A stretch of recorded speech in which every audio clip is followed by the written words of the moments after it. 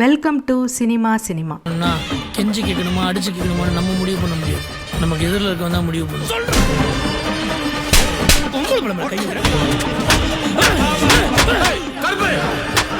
பார்த்துருக்கேன் இவங்க பெரிய பெரிய கேஸ் எல்லாம் முடிச்சிருக்க. அன்னைக்கு என்னமோ என்கிட்ட வேலையை விட போறேன்னு சொன்னேன். விடலாம் தான்டா நினச்சேன்.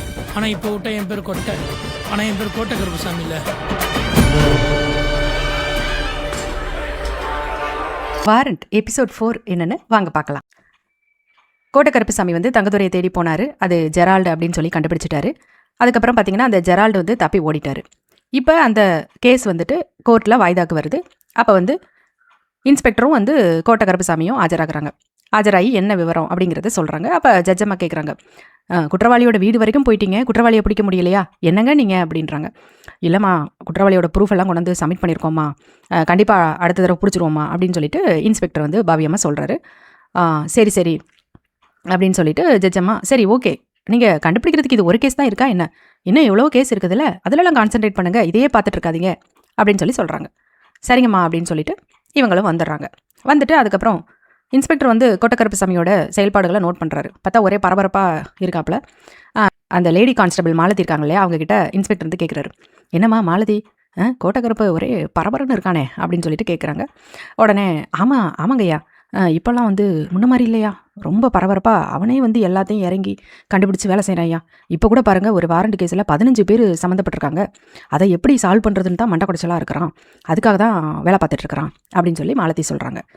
அவங்க இந்த மாதிரி நல்ல விதமாக சொல்கிறாங்க. ஆனால் நம்ம இந்த உலகநாதன் இருக்கார் இல்லையா, அந்த இழுத்து விடுற கேஸு, அவருக்கு இழுத்து விட தானே தெரியும்.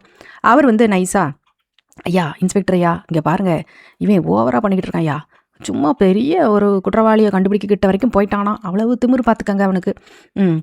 ஒழுங்காக இருந்தமா வேலையை பார்த்தமான்னு இல்லாமல் தேவையில்லாத வேலையெல்லாம் எதுக்கு அப்படியே பார்த்து கிழிச்சு தள்ளிடுவானாக்கும் அப்படின்னு சொல்லிட்டு போட்டு கொடுக்குறாரு. உடனே வந்து இன்ஸ்பெக்டர், இங்கே பாருங்கண்ணே, சும்மா அந்த மாதிரி தப்பாக பேசுகிற வேலையெல்லாம் வச்சுக்காதீங்க, அவன் வேலையை அவன் கரெக்டாக தானே பார்க்குறான், வேலை பார்க்குறவனுக்கு வேலையை கொடுங்க, வேலை பார்க்காதவனுக்கு சம்பளத்தை கொடுங்க அப்படிங்கிற மாதிரி இருக்குது நீங்கள் சொல்கிறது. பேசாமல் போங்க, அவன் பாட்டுக்கு அவன் வேலையை பார்த்துட்டு இருக்கான், எதையாவது தப்பாக பேசாதீங்க அவனை பற்றி அப்படின்னு சொல்லி இன்ஸ்பெக்டர் பேசி கட் பண்ணி விட்டுறாரு. அந்த உலகநாதன் வந்து வாய் மூடிட்டு போயிடுறாரு. இப்போ வந்து நம்ம கோட்டை கருப்புசாமி அடுத்த வாரண்ட் கேஸை தேடி போகிறாரு. அங்கே வந்து ஒரு வீட்டில் பார்த்தா போய் கேட்குறாரு. அங்கே வந்து அந்த சம்மந்தப்பட்ட ஆள் இல்லை அப்படிங்கிறாங்க. சரி ஓகே, அப்போ இன்னொரு வாரண்ட் கேஸ் இருக்குல்ல, அது என்னன்னு பார்க்கலாம் அப்படின்ட்டு போகிறாரு. போயிட்டு ஒரு டீ கடையில் வந்து கேட்குறாரு, இந்த குழந்தைச்சாமிங்கிறது யாருங்க அப்படின்ட்டு. அந்த கொலா கட்டி இருக்குல்ல, அந்த வீடு தாங்க, அங்கே போய் கேளுங்க, அதான் நம்ம குழந்தைச்சாமி வீடு அப்படின்னு சொல்லி அவர் சொல்கிறார். உடனே இவர் அங்கே ஏதோ ஃபங்க்ஷன் நடந்துட்டுருக்கு, கல்யாண வீட்டு ஃபங்க்ஷனு. இவர் போகிறாரு, கோட்டை கருப்புசாமி வந்துட்டு அங்கே போகிறாரு. அங்கே ஒரே பரபரப்பாக எல்லோரும் ஒரே குஷியாக அமர்க்கலமாக இருக்கிறாங்க. வந்து ஒரே ஃபுல் வைப்பில் இருக்கிறாங்க. யார் வந்தா என்ன ஏது, யார் என்ன பேசுகிறா எதையுமே கேட்கல. வர்றவங்களெல்லாம் வாங்க உள்ளே வாங்க உள்ளே வாங்க, சாப்பிட போங்க, என்ன நின்றுட்டு இருக்கீங்க, வாங்க வாங்க சாப்பிடன்ட்டு உள்ளே போட்டு எல்லாரையும் அள்ளி போட்டு பந்திக்கு போங்கன்னு அனுப்பி விட்டுருக்குறாரு அந்த கூட்டத்தில் எல்லாருமே. உடனே இப்போது நம்ம கோட்டை கருப்புசாமி போகிறாரு. ஆனால் இங்கே குழந்தைச்சாமி என்ன, அட அதை அப்புறம் பேசலாம், வாங்க தம்பி சாப்பிட அப்படின்னு சொல்லிட்டு அவர் என்ன ஏதுன்னு கேட்கல. வாங்கங்கிறேன், சாப்பிட உட்காருங்க, அப்புறம் பேசலாம், வாங்க வாங்க, குழந்தைச்சாமி தானே, வாங்க வாங்க சாப்பிட்லாம் அப்படின்னு சொல்லிட்டு அண்ணே அப்படின்னு இவர் விவரத்தை சொல்ல வர்றாரு. அவங்க யாரும் எதையும் கேட்குறாப்புல இல்லை.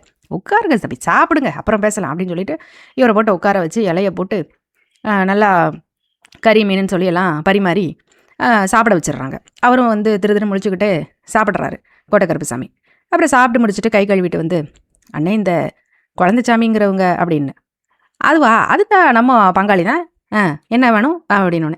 இந்த அண்ணே இந்த மாரிச்சாமின்னு, அது நம்ம இன்னொரு பங்காளி, அந்த தண்ணியெல்லாம் ஊற்றிக்கிட்டு இருக்காப்புல, குழம்பு ஊற்றுறாப்புல பாருங்க அவர். அண்ணே இந்த ஆரிச்சாமி, ஆரியும் நம்ம இன்னொரு பங்காளி. என்ன தம்பி நம்ம அங்காளி பங்காளி பேர் எல்லாத்தையும் நல்லா சொல்கிறீங்களே அப்படின்னு இவர் அந்த 15 பேரையும் வாசிக்கிறாரு நம்ம கோட்டை கருப்புசாமி. அண்ணே அட 50 பேர் நம்ம அங்காளி பங்காளி தான் தம்பி, இங்கே தான் இருக்காங்க, இந்த கூட்டத்தில் தான் இருக்காங்க எல்லாருமே, எதுக்கு கேட்குறீங்க அப்படின்னு. அண்ணே இந்த ஆறுமுகத்துக்கும் இன்னொருத்தருக்கும் சண்டை வந்துச்சே, அது வந்து அதெல்லாம் தம்பி முன்னாடி தம்பி, இப்போ பாருங்க அந்த சண்டை போட்ட 2 பேரும் அந்த மேடையில் இருக்காங்க பாருங்க, அவங்க யாருண்ணே, அவங்க தான் சண்டை போட்டவங்க, அது பொண்ணோட அப்பா, இது மாப்பிள்ளையோட அப்பா, இப்போ அவங்க சேர்ந்துட்டாங்கல்ல அப்படிங்கிறாரு. அண்ணே நீங்கள் சேர்ந்தது உங்களுக்கு தெரியும், எங்களுக்கு தெரியாதுல்லண்ணே, நீங்கள் யார், நான் போலீஸு, நீங்கள்லாம் வந்து ஒரே ஒரு தடவை கோர்ட்டுக்கு வந்து ரீகால் பண்ணிக்கணுண்ணே அப்படின்னு. இன்னது கோர்ட்டுக்கா அப்படின்னு சொல்லிட்டோன்னே உடனே எல்லாரும், டேய் அங்காளி பங்காளி எல்லாரும் வாங்கடா, இவர் என்னமோ கோர்ட்டு கேஸுங்கிறாரு அப்படின்னு சொல்லிட்டு இவரை சுற்று போட்டுறாங்க.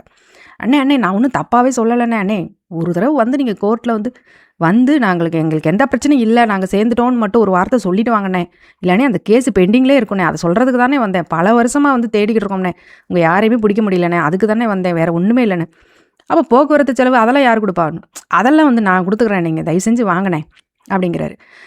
சரி சரி, இங்கே கல்யாண வேலையாக இருக்கோம், நாளைக்கெல்லாம் வர முடியாது, ஒரு 2 நாள் கழிச்சு வேணால் வரோம், ஞாயிற்றுக்கிழமை வந்துடுறோம் நாங்கள், ஞாயிற்றுக்கிழமெல்லாம் கோர்ட்டு இருக்காதுண்ணே, தயவு செஞ்சு ஒரு திங்கள் செவ்வாய் திங்கக்கிழமையா திங்கக்கிழமையெல்லாம் வந்துட்டு சரி ஓகே, அது திங்கக்கிழமை வந்து கல்யாணம் முடிஞ்சிருக்கோம், பொண்ணுக்கும் பிள்ளைக்கும் தான் நமக்கு வேலை, நமக்கு கிடையாது, சரி நம்ம திங்கக்கிழமையே வந்துடுறோம் நாங்கள் அப்படின்னு சொல்லிட்டு எல்லாரும் சொல்கிறாங்க. அந்த 15 பேர் பார்க்க போனால் 15 பேர் அந்த ஒரே இடத்துல தான் இருக்கிறாங்க. இவர் அதை போய் அவங்கள பார்த்து மீட் பண்ணி பேசுனதே பெரிய சாதனை தான். உடனே அந்த அத்தோட விடலை இவரை அந்த கூட்டம். என்ன தம்பி நல்லா சாப்பிட்டீங்களா? நல்லா சாப்பிட்டீங்கல்ல? நல்லா சாப்பிட்டேனே, திருப்தியாக சாப்பிட்டேனே. தம்பி நல்ல திருப்தியாக சாப்பிட்ருக்காரு, கூப்பிடுவோங்க, அங்கே போய் மொய் எழுத வைங்க தம்பியை, தம்பி அந்த அங்கே போய் மொய் எழுதிட்டு போயிருங்க தம்பி அப்படிங்கிறாப்புல. அட கொடுமையே அப்படின்ட்டு இவங்க வீட்டில் சாப்பிட வந்ததுக்கு இது வேறையா அப்படின்னு சொல்லிட்டு இவர் போய் மொய் வேற வச்சுட்டு வர்றாரு நம்ம கோட்டக்கருப்பசாமி. அதுக்கப்புறம் என்ன ஆகுது அப்படின்னாக்க, திரும்ப இவங்க 15 பேரையும் வர சொல்லியிருக்காரு கோர்ட்டுக்கு. பார்த்தா கோர்ட்டு வாசலில் வந்து பார்த்தா பெரிய லாரி ஒன்று வந்துட்டுருக்கு. ஆனால் என்னது இது, ஜட்ஜம்மா வர நேரத்தில் பெரிய லாரி வேறு வருது, இவ்வளோ கோர்ட்டு வாசலுக்குள்ளே யார் இவ்வளோ பெரிய லாரியை கொண்டது அப்படின்னு சொல்லிட்டு இவர் புலம்பிக்கிட்டு லாரி பார்த்தா அங்கே வந்து நிற்குது. என்ன எங்கே கொண்டாந்து நிறுத்துற லாரி அப்படின்னு சொல்லிட்டு இருக்காரு. அதுக்குள்ளே பார்த்தா பெரிய தார்பாய் போட்டு மூடி இருக்கு. அந்த தார்பாயை ஓப்பன் பண்ணிட்டு பார்த்தா இந்த 15 பேரும் லாரியிலேருந்து இறங்குறாங்க. இறங்கினோடனே இவர், அண்ணே நீங்கள் தானே, என்ன நீ லாரியில் வந்திருக்கீங்க? அப்புறம் என்ன தம்பி, எங்கள் லாரி நாங்கள் பாட்டுக்கு, அப்புறம் வேறு எப்படி வந்த செலவு அதிகமாகும்ல தம்பி, இதுக்கு உள்ள டீசல் காசு மட்டும் நீங்கள் கொடுத்துருங்க என்ன அப்படின்னு சொல்லிட்டு எல்லாம் இறங்குறாங்க. பார்த்தா அதுக்கு டீசல் காசு 3000 எல்லாமே இவர் தான் கொடுக்குறாரு நம்ம கோட்டக்கருப்பசாமி. சரி எப்படியாவது இவங்களை கோர்ட்டில் வந்து ப்ரொடியூஸ் பண்ணிவிட்டு இவங்களை ரீகால் பண்ண வச்சுட்டு இந்த கேஸை எப்படியாவது முடிச்சு விட்டணும் அப்படிங்கிற எய்மில் மட்டும் இருக்கிறாரு. என்ன தம்பி இவ்வளோ போகலாமா கோர்ட்டுக்குள்ளே அப்படின்னு? இல்லைண்ணே வேறு கேஸ் நடந்துட்டுருக்கு, நம்மளை கூப்பிடும் போதே நம்ம போகணும் அப்படின்னு. தம்பி சீக்கிரம் போக சொல்லுங்கள், சாப்பாட்டு நேரம் வேறு நெருங்கிட்டு இருக்கு, எங்களுக்கு பசிக்குது இல்லை அப்படின்னு. அதுக்கப்புறம் பார்த்தா ஜட்ஜம்மா சாப்பிட போயிடறாங்க. பார்த்தா இவங்க, தம்பி நாங்கள் கிளம்புறோம், சாப்பிட்டுட்டு 2வது வரோம், நீங்கள் 2வது நாங்கள் கோர்ட்டுக்குள்ளே போய்க்கிறோம் அப்படின்னு. என்னண்ணே நீங்கள் சாப்பிடலாம் போனீங்கன்னா வந்து அதெல்லாம் சரிப்பட்டு வராதுண்ணே, ஜட்ஜம்மா கூப்பிட்றப்ப நம்ம போகணும்னு. எங்களுக்கு பசிக்குதில்ல தம்பி. சரிண்ணே நானே பிரியாணி எல்லாம் வாங்கி தரேன் அப்படின்னு சொல்லிட்டு பிரியாணி சாப்பாடுன்னு சொல்லிட்டு இவர் ஃப்ரெண்டை போயிட்டு வாங்கிட்டு வர சொல்கிறாரு. ஃப்ரெண்டு வந்து வாங்கிட்டு வந்து தர்றாரு. எல்லோரும் உட்காந்து நல்லா மூக்கு பிடிக்க சாப்பிட்றாங்க எல்லோரும். அதுக்கும் இவர் தான் செலவழிக்கிறாரு. அதுக்கப்புறம் 15 பேரையும் உள்ளே அள்ளி போட்டு உள்ளே கொண்டு போகிறாரு. ஜட்ஜம்மா வந்துட்டு கேட்குறாங்க 15 பேரையும் பார்த்தோன்னே, என்ன எதுக்கு நீங்கள் இவ்வளோ நாள் வரல? ஏம்மா எங்களுக்கு கேஸ் இருக்குன்னே தெரியாதுமா அப்படிங்கிறாங்க. என்னது கேஸ் இருக்குன்னு தெரியாதா அப்படின்னே, இல்லைம்மா வாய்தா இருக்குன்னு தெரியாது. சரி சரி எல்லாம் ரீகால் பண்ணிக்கிறீங்களா? பண்ணிக்கிறோம். அப்போ நீங்கள் வராதுக்கு ஃபைன் எல்லாம் கட்டணும் சரியா, அதெல்லாம் ஒழுங்காக கட்டிடுங்க, ஆளுக்கு 500 ரூபான்னு. என்னது ஆளுக்கு 500 ரூபாயா அப்படின்ட்டு இவரை பார்க்குறாங்க. நான் கட்டுறேன் என்ன சரின்னு சொல்லுங்கண்ணே அப்படின்னு. சரிம்மா கட்டிடுறோம் அப்படின்ட்டு எல்லோரும் கையெழுத்த போட்டுட்டு வராங்க. வந்தோடனே, தம்பி இந்த இன்னொரு எக்ஸ்ட்ரா பிரியாணி வாங்கி தரேன்னு சொன்னீங்களே அது வாங்கி தரலையா? சரிண்ணே வாங்கி தரேண்ணே, இந்தாங்க காசு அப்படின்னு சொல்லிட்டு அதுக்கும் காசு கொடுக்குறாரு. சரிங்க தம்பி அடுத்து என்ன இப்படி நான் கூப்பிட்றப்ப கரெக்டாக வந்துருங்கண்ணே, அடுத்த ஒருக்கு வர வேண்டியிருக்கு வந்துருங்கண்ணே அப்படிங்கிறாரு. உடனே அதெல்லாம் வந்துடும் தம்பி, நீங்கள் தான் செலவெல்லாம் பார்த்துக்கிறீங்களே, அப்புறம் என்ன பிரச்சனை, நாங்கள் பாட்டுக்கு வந்துடுறோம் அப்படின்னு சொல்லிட்டு எல்லோரும் வந்து இவருக்கு நல்லா பணத்தை வெயிட்டு வச்சுட்டு அவங்க எல்லோரும் கிளம்பி போகிறாங்க. என்னடா இது சரியான கேனத்தனமாக இவன் சம்பளத்தில் பாதியை வந்து இதில் செலவழிச்சிட்டு இருக்கான் கேஸை முடிக்கிறேன்னு சொல்லிட்டு, இதெல்லாம் எங்கே போய் முடிய போகுதோ அப்படின்னு சொல்லிட்டு அதையும் வந்து கேலி கிண்டலாக பேசிகிட்டு இருக்காங்க சில பேர். கோட்டக்கருப்பசாமி இந்த மாதிரி தீவிரமாக இறங்கி எல்லா வாரண்ட் கேஸையும் செட்டில் பண்ணணும் அப்படின்னு ஒரு ஆர்வத்தில் எல்லா வேலையும் பார்த்துட்ருக்காரு. அப்போ பார்த்தீங்கன்னா ஒரு வீட்டில் ஒரு அம்மா காணாமல் போயிட்டாங்க அப்படின்னு ஒரு மிஸ்ஸிங் கேஸ் வருது. அவங்க பையன் வந்து கம்ப்ளைண்ட் கொடுத்துருக்காரு. அப்போ வந்து இன்ஸ்பெக்டர் என்ன சொல்கிறாருன்னா, அந்த இன்னொரு கான்ஸ்டபிள்கிட்ட நீயும் அந்த கொட்டையும் சேர்ந்து போய் என்னன்னு பார்த்துட்டு வந்துருங்க அப்படிங்கிறாரு. உடனே வந்து அவர் வந்து டேய் வாடா நம்ம போய் என்னன்னு பார்த்துட்டு வந்துடலாம் அப்படிங்கிறாரு. ஒரு மிஸ்ஸிங் கேஸ் அப்படின்ட்டு. என்னென்ன என்னை கூப்பிட்றீங்க, எனக்கு வந்து வேலை இருக்குண்ணே அப்படின்னோடனே, டேய் இன்ஸ்பெக்டர் தாண்டா உன்னை கூட்டு வர சொன்னார் அப்படின்னோடனே உடனே இவர் கொஞ்சம் ஹாப்பியாக இருக்குது. இன்ஸ்பெக்டரே வந்து நம்மளை நம்பி நம்ம கூட அனுப்ப சொல்கிறாரு அப்படின்னு சொல்லிட்டு ஒரு ஹாப்பியாக வந்து கோட்டக்கருப்பசாமி வந்து அவர் கூட போகிறாரு அந்த மிஸ்ஸிங் கேஸை பற்றி பார்க்குறதுக்கு. அங்கே பார்த்தீங்கன்னாக்க அந்த வயசானம்மா காணாமல் போயிருக்காங்க. அப்போ பக்கத்து வீட்டில் எல்லார் வீட்லேயும் வந்து விசாரிக்கிறாங்க இவங்க போலீஸ்காரங்க. ஃபஸ்ட்டு வந்து அந்த வயசானம்மாவோட மகன் எல்லார்ட்டையும் விசாரிக்காங்க. அதுக்கப்புறம் பக்கத்து வீட்டில் அவங்க போய் டிவி பார்ப்பாங்க பக்கத்து வீட்டில் அப்படிங்கிற மாதிரி தகவல் கிடைக்கிது. எல்லா பக்கத்து வீட்லேயும் விசாரிக்காங்க அந்த அம்மா எப்போ வருவாங்க போவாங்க அப்படின்ட்டு. அப்போது அந்த விசாரிக்கிற தோரணையிலே வந்து கோட்டக்கருப்பு வந்து சில விஷயங்களை வந்து ஆராய்ஞ்சு பார்க்குறாரு.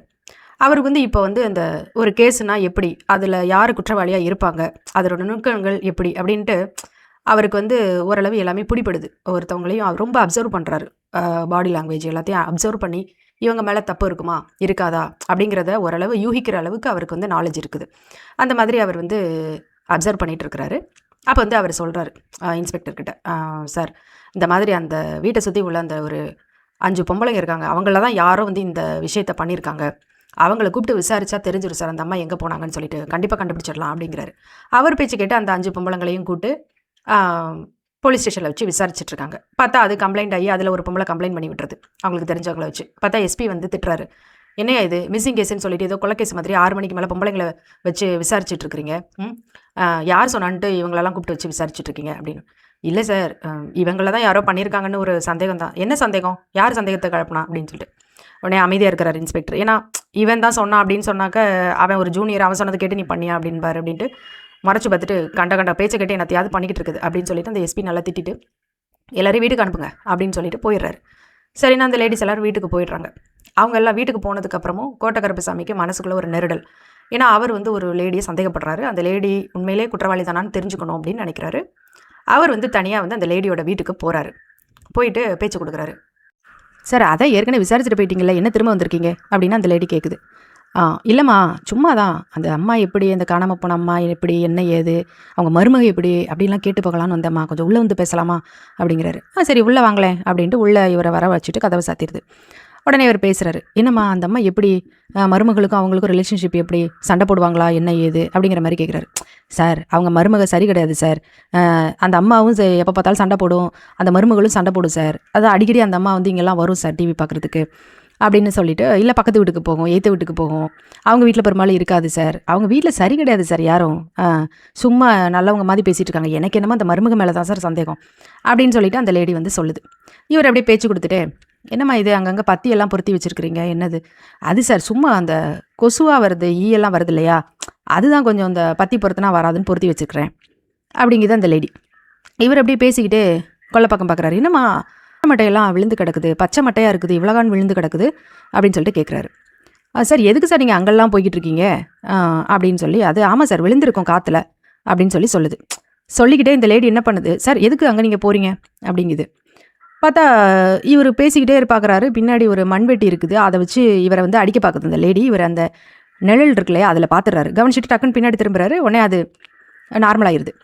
சார் எதுக்கு சார் நீங்கள் அங்கெல்லாம் போய்கிட்டு, எங்கள் வீட்டுக்கார் வர டைம் ஆச்சு சார், வாங்க சார், கொல்லப்புறம்லாம் போகாதீங்க சார் அப்படின்னு சொல்லுது. சரின்னு சொல்லிட்டு பார்த்தா இவங்க வீட்டுக்காரர் கரெக்டாக உள்ள கதவு தட்டுறாரு. பார்த்தா இந்த லேடி என்ன பண்ணுது, அந்த முந்தானையெல்லாம் எடுத்து போட்டுட்டு சார் விட்டுருங்க சார் விட்டுருங்க சார்னு சொல்லி காய்ச்சி மூச்சுன்னு கத்துது, சீனை கிரியேட் பண்ணுது அவங்க ஹஸ்பண்ட் முன்னாடி. பார்த்தா இவர் என்னம்மா என்ன சொல்கிறீங்க, நீங்கள் படிக்க என்ன பண்ணுறீங்க அப்படின்னு சொல்லிட்டு இவர் கோட்டக்கருப்பசாமி வந்து அதிர்ச்சி ஆகிட்டு பேசிக்கிட்டே ஓடுறாரு கொல்லப்புறத்தில். அவங்க இவரை விரட்டிக்கிட்டு அவங்க ஹஸ்பண்டும் பின்னாடி வர்றாரு. அப்போ இந்த லேடியும் வந்து ஒன்றுமே தெரியாத மாதிரி அழுதுட்டுருக்கு. அப்புறம் தான் பார்த்தா பின்னாடி போயிட்டு ஓடினவர் வந்து சரி நம்ம ஓடி போயிட்டாரு ஏதோ என்னவோ அப்படின்னு நம்ம பார்த்தோம் அப்படின்னாக்கா அவர் ஓடலை, கரெக்டாக அந்த மிஸ் ஆன லேடியை கண்டுபிடிச்சிட்டாரு. அந்த வாழை மட்டையெல்லாம் விழுந்து கிடந்துச்சு இல்லையா, அதை டக்குன்னு விளக்கிட்டு இவர் லைட்டாக தான் அந்த மண்ணை அப்படி தள்ளி விடுறாரு பாருங்க. அதில் உள்ளேருந்து ஒரு லேடியோட கை வந்து வெளியில் நீட்டிக்கு நிற்குது. அப்படியே பார்த்தா அந்த ஃப்ராடு லேடி உள்ளே ஒன்று பேசிகிட்டு இருந்துச்சுல்ல, ஃப்ராடு தனம் பண்ணது பார்த்துச்சுல்ல, அந்த லேடியோட ஹஸ்பண்டே வந்து அதை பார்த்துட்டு கத்துறாரு ஐயோ அப்படின்னு சொல்லிட்டு. ஏன்னா அவரே இதை எதிர்பார்க்கல, அவருக்கே தெரியாது. அப்புறம் தான் என்னென்னு பார்த்தா அந்த பொம்பளையை அரெஸ்ட் பண்ணிட்டு போயிட்டு விசாரித்தா வாக்குமூலம் கொடுக்குது. அந்த அம்மாட்ட வந்து நான் வட்டிக்கு பணம் வாங்கியிருந்தேன், அந்த அம்மா வட்டி எங்கே வட்டிங்கன்னு கேட்டுட்ருக்கோம். அதுக்கப்புறம் எனக்குமே நிறைய கடன் பிரச்சனை வேறு இருந்துச்சு, அந்த அம்மா நிறைய நகையெல்லாம் போட்டிருக்கோம். அது வந்து எங்கள் வீட்டில் டிவி பார்த்துட்டு அசந்து தூங்கிடுச்சு அன்னைக்கு, அதனால் அதோட கழுத்தில் உள்ள செயினை வந்து கட் பண்ணி எடுத்துட்டேன் நான் கத்தியை வச்சு. அப்புறம் கையில் உள்ள வளையெல்லாம் எடுத்துக்கிட்டு இருக்கும்போது தான் பார்த்தீங்கன்னா டக்குன்னு முழிச்சிருச்சு. அதனால் அதை வந்து சத்தம் போட்டு ஊரைக்குட்டை பார்த்துச்சு. நான் உடனே வந்து அந்த மண்வெட்டியை வச்சு அடித்து அதை நான் கொன்னுட்டு அந்த குழியில் போட்டு மூடிட்டேன் அப்படின்னு ரொம்ப சர்வசாதாரணமாக வாக்குமூலம் கொடுக்குது அந்த பொம்பளை. அதை கேட்டு எல்லாருமே அதிர்ச்சியாக தான் பார்க்குறாங்க. அப்போது அந்த எஸ்பியும் சரி அந்த இன்ஸ்பெக்டர் எல்லாருமே வந்து கோட்டக்கருப்பசாமி பேச்சை கேட்டு அந்த லேடிஸை விசாரித்தது தப்பு அப்படின்னு அந்த எஸ்பி திட்டிட்டு போனார் இல்லையா, அவருக்கெல்லாம் இப்போ புரியுது. இவர் வந்து யோசித்த கண்ணோட்டம் சரிதான், இவர் சரியாக தான் குற்றவாளியை கண்டுபிடிச்சிருக்கிறாரு அப்படின்னு சொல்லிட்டு அந்த மிஸ்ஸிங் கேஸை ரொம்பவே ஈஸியாக ரொம்ப சீக்கிரமான நேரத்தில் வந்து கோட்டக்கருப்பசாமி ஈஸியாகவே சால்வ் பண்ணிட்டார். எந்த இடத்துல உன்னை அவமானப்படுத்தி பேசினாங்களோ அந்த இடத்துல கருப்பு தான் இந்த ஸ்டேஷனோட பெருமை அப்படின்னு சொல்ல வைக்கணும் கருப்பு அப்படின்னு கோட்டக்கருப்பசாமியோட அப்பா சொன்னார். அதன்படி இப்போ வந்து கோட்டக்கருப்பசாமி ரொம்ப தன்னம்பிக்கையோட, தைரியத்தோட, ரொம்பவே ஈடுபாட்டோட செயல்பட்டு தன்னோட வேலையை செஞ்சு அவருடைய பேரை வந்து நிலைநாட்ட பார்க்குறாரு. அதே மாதிரி செய்யவும் செய்கிறாரு. இப்போ கோட்டக்கருப்பசாமி மேலே உள்ள மரியாதை வந்து அந்த ஸ்டேஷனில் அதிகமாகிட்டே போகுது.